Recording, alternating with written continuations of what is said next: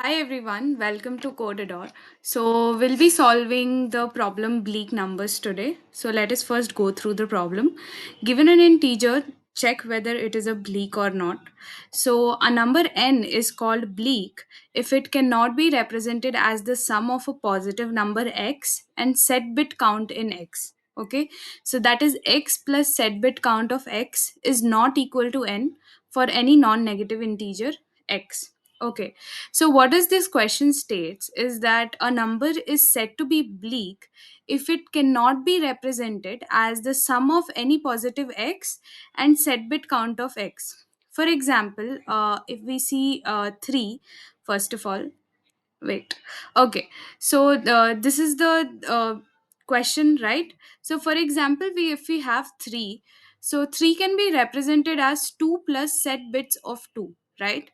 So, how is 2 represented? 2 is equal to 0010. So, the number of set bit is equal to 1 in this case. So, that will be equal to 1, and 2 plus 1 is equal to 3. So, we can say that 3 is not a bleak number because it can be represented in the form of 2 plus set bit of 2, that is x plus set bit of x, right? Similarly, if we look at 4, so 4 cannot be 4 does not have any number x such that it can be represented.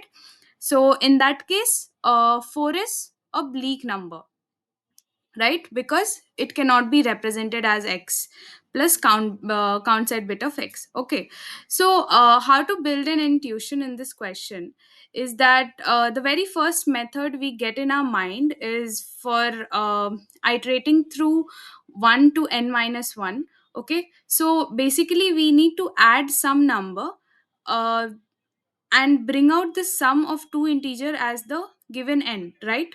So obviously the numbers which we are going to use should be less than the n, right? So we can iterate through 1 to n minus 1, and for every I we can check if I plus count bits or the set bits in that particular integer is equal to my n.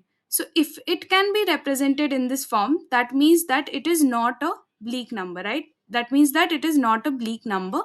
Else I can say that yes, it is a bleak number if I'm not getting this condition.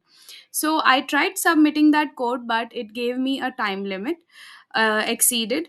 So we need to think something else, right? So I'll be explaining another concept. Basically it's very easy, so we'll be using the same method only. So what we can see is that basically this is the equation, right? X plus count bits of x equal to n, or we can say that any integer x is equal to n minus count bits of x, right? We are basically taking this on the right hand side, so it will be n minus count bits of x. So what is the maximum number of bits an integer can have is 32 bits, right? So max set bits can be 32 bits. So can I say that the max set bits in any integer can be 32, right? So my integer n minus count bits, this particular function value, can I take it as 32 in order to reduce my search space, right? So this is what the concept that I will be using.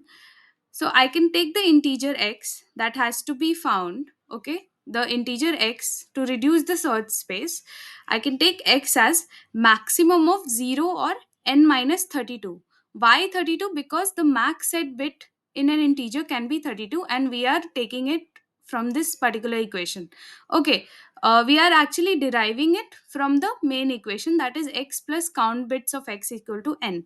Okay, and again we can just run a for loop and check if that particular element plus count bits or count set bits of that element gives us n.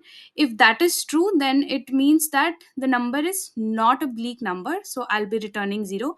Else, after this for loop, if I'm not getting any value, so as 0, I can just return as 1. So we'll be going through the code.